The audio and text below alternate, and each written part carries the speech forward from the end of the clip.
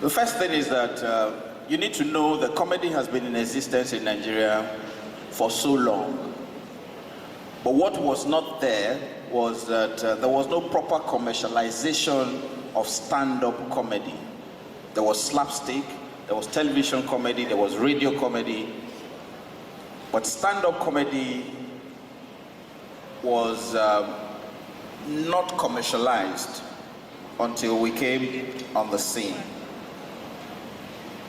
There were quite a lot of things that made it happen. There's no need to tell you how it started. I got into stand-up comedy in 1987, but started practicing it fully in 1988. So next year will be 30 years.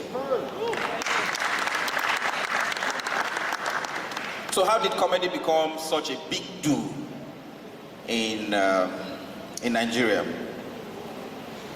But by the way, I need to let you know that the Nigerian stand-up comedy is what is triggering the stand-up comedy in every other part of Africa right now.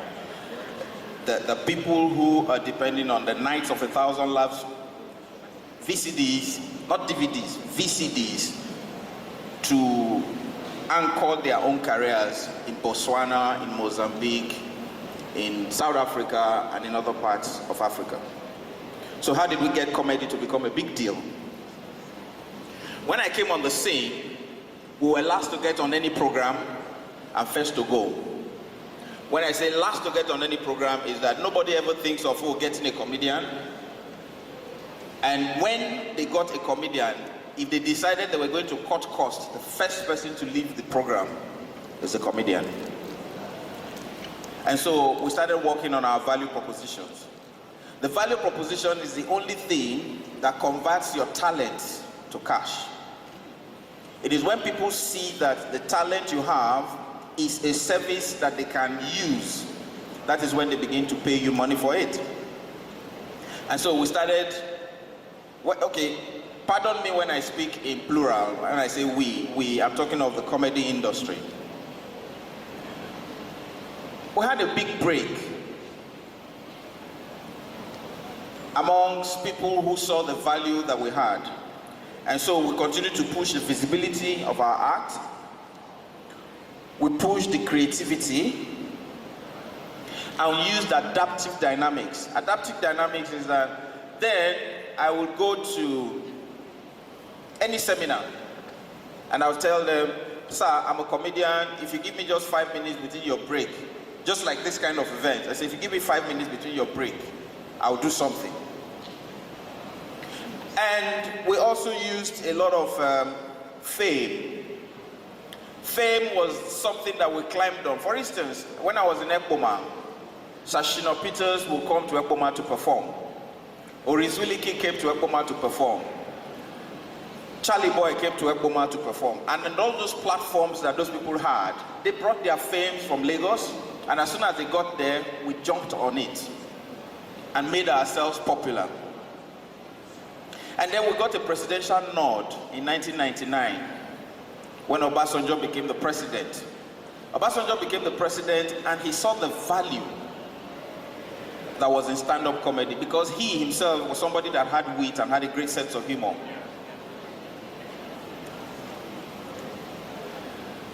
We started to provide content for weddings, birthday parties, and television shows, and one of those was the one that was mentioned by Patrick Doyle. Friday Night Live was a live program, and none of the people in NTA at that time, I need you guys to please give a round of applause to Patrick Doyle.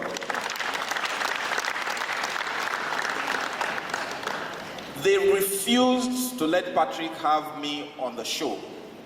They said if it was a recorded program, and don't forget that it was the military era, and during the military era, between 93, 94, 95, 96, nobody was going to put you on television so that you can say anything you liked.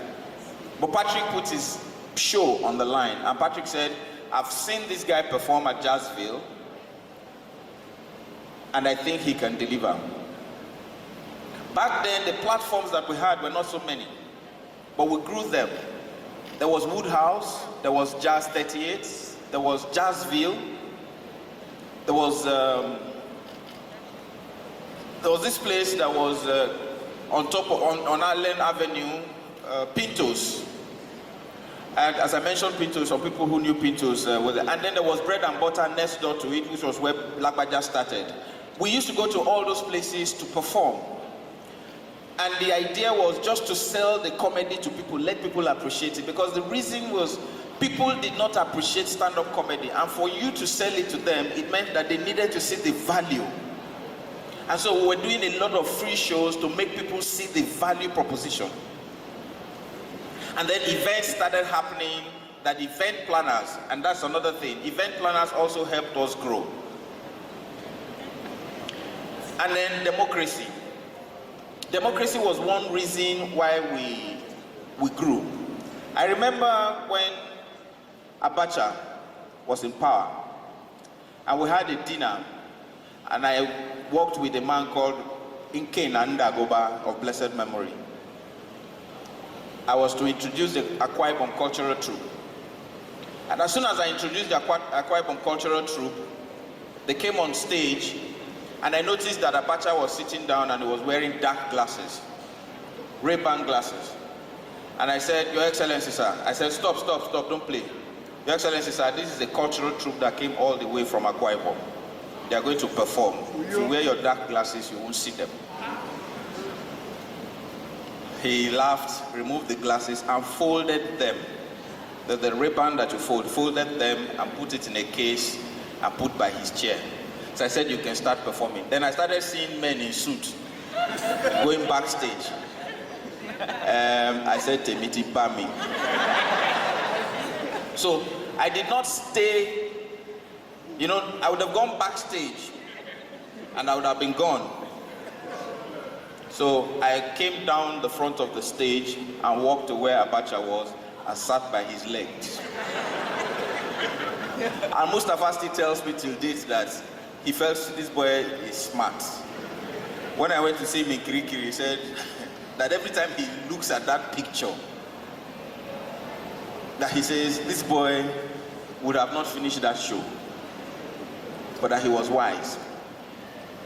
And what am I saying? It is that all these platforms helped to grow us. And then TA will tell you that when we started doing this stand-up comedy, there were not many tools that we could use to grow ourselves. And this is something that is important. It is that while we were growing, we used all innovative ideas that were thrown to us or open to us. And one of them was the pager. We quickly got pager services because we did not have mobile phones, though Tia and I finally got a fire line. Does anybody here know what a fire line is? Yes. Fire line. Anybody that knows what a fire line is, you can't be below 40. Fire line is all those NITEL lines that we got, then you can only call out. You can't receive. You don't pay bills. And so we got one of those lines. One day my phone rang. Since you normally don't receive calls, I said hello. The man said, who are you? I said, who are you too? He said, this is my line. I said, this is my line too. He said, do you know who you are talking to? I said, do you know who you are talking to? He said, my name is General Malu. I cut the line out of respect. But what I'm trying to tell you is that we used all those telecommunications at the time because we needed to grow the industry. What is the future for stand-up comedy going by how much we have grown it? Let me tell you something. One thing that makes anybody pay you 1.6 million naira in 1994, 1995 has value. Satsembrow in 1995 paid me 1.6 million naira to promote the Satsembrow brand. And we went from place to place touring. At the time, I mentioned it to King Sunny Ade that I was paid 1.6 million naira. And he said, Kiloshi, asking, what did you do to, I said, I'm the comedian. He said, really? I said, yes.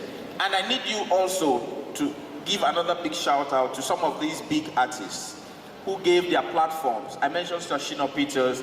I mentioned, please give them a round of applause, Shina Peters, King Sunny Ade. There's another guy that is here today, and a lot of people will not understand. He used to do an event at a place called La Parayas. La Parayas is next door, it's just by Maryland. And he was having his shows there every weekend, Thursdays. And he told his people, Boy Timorini Bensu will be coming to perform. And I was performing to Yoruba people and the Igbo boys that were coming because he was a big artist at the time. And his name is Kwam1. Kwam1, please give him a round of applause. Seeded his platforms at that time for us to perform. So what I'll say is that comedy also grew on those platforms that were provided to us. And we did not misuse it. And we also helped all other comedians to grow. One thing that is missing in other entertainment sectors is that the people who have made it do not make it possible for all the other people that are coming from the back to grow.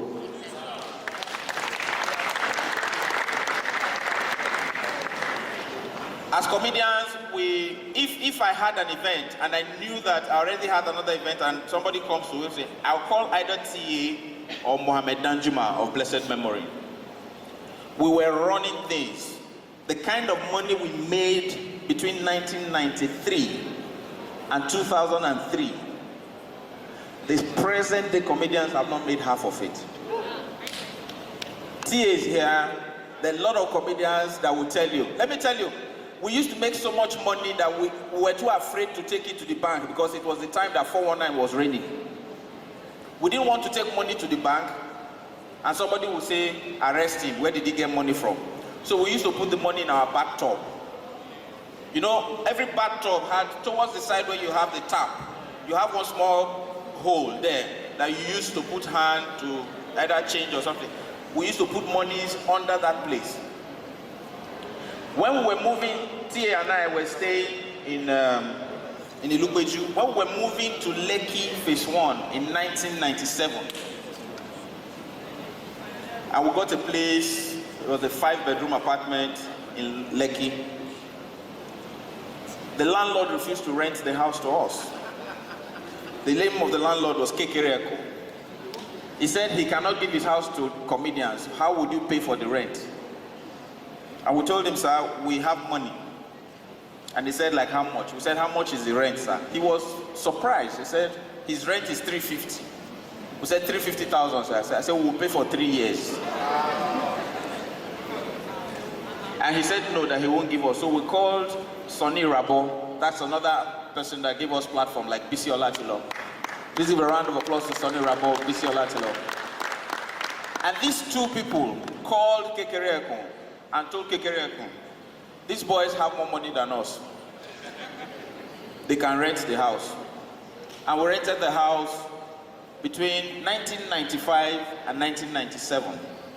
Actually, we took the house over from a lady called Regina Askia. Let me tell you something. It is that a lot of people do not know the value proposition that is in comedy. So as far back as, if it were not for these young boys that came, that started spending money loud and exposed us, nobody knew we were making money. Then Mohammed Danjuma and I will buy second-hand V-boots and we'll be driving. Then Julius Ago came, Basket Mouth, Teju. All of them started buying new cars. People were wondering, these guys have been in this business. How come they are not driving cars like you too? Hey. Because that was why a lot of people thought that some of us who had girlfriends at the time, that we were living off our girlfriends because they didn't know how much was in comedy. But gradually they started knowing how much was in comedy. Let me tell you the things that comedy does for the industry and the economy. That's the socio-economic importance of stand-up comedy. As a stand-up comedian, how many of you here know that the biggest shows in Nigeria are organized by comedians? The biggest shows. To plan a comedy show of the type of AY or January 1st, you spend 150 million naira, basic. 150 million naira. If you've gone to a sub show, a B standard show, you must spend between 80 and 100 million naira. The other shows for Muson and the rest of them, you can do about 20, 30 million. Why do you think Nigerian musicians don't organize events? They make their money and spend it on themselves. We comedians will put those shows and get them to come perform at the shows so that you can see them. The other things that we do, we provide for the allied businesses. And the allied businesses, the makeup industry, the bouncers that come to those events, the venue rentals, content managers, as you will get to know later from MTN, telecoms companies, because it is because of the way that we have grown ourselves that makes telecoms companies think that there's value in using a comedian as an ambassador. It is a Lazarus philosophy. Until you see something that you need to climb, you will not climb it. If you're short, you must look for something that is tall that will grow your brand. And so these telecoms companies and other people recognize that fact with us. We help the decorators. We also grow the event planners' businesses, printers. We print posters, invites, and tickets. Though this ticketing thing is now becoming a problem because at AY's show, the fake ticket was better than AY's ticket. Because as people were coming, AY was bouncing people that had the original tickets and allowing people with fake tickets in. Until he realized that the fake ticket was actually the fake one. We, as comedians, are now one of the best dressed people in the industry. We buy clothes from fashion designers. We help car dealers, businesses, insurance companies, properties. There's hardly, and I mean this, there's hardly any top-ranging comedian and top-ranking comedian that does not live in a property that is above 200 million. None. And some of these comedians own such properties. If a comedian can own a house, well, for me, I don't have, I live with my wife. Sound engineers, stage managers, lawyers, pastors in churches. You don't know how much we support them because if you pay your tithe, you will understand.